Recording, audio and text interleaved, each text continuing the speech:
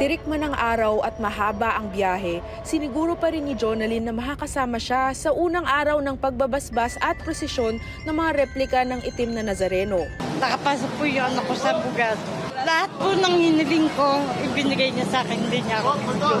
Si Chris naman matagal nang hinintay na payagan muli ang pagsama sa prosesyon at pagbabasbas ng mga replika.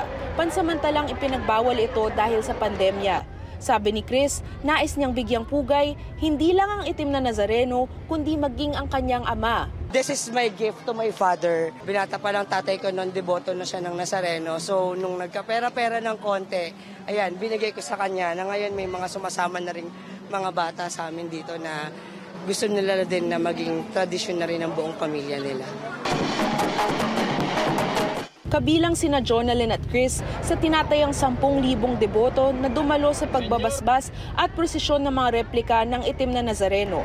Ayon sa Quiapo Church, higit 400 replika ang nakibahagi sa prosesyon. Libo-libo na ang inaasahang pupunta rito sa Quiapo Church para sa 2 araw na prosesyon.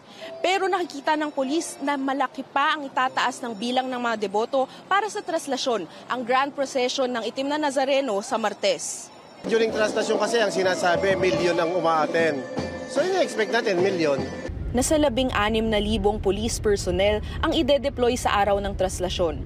Para yan sa kaligtasan ng napakaraming Pinoy, gaya ni na Jonalyn at Chris na nais ituloy ang kanilang panata. Agatha Gregorio, CNN Philippines.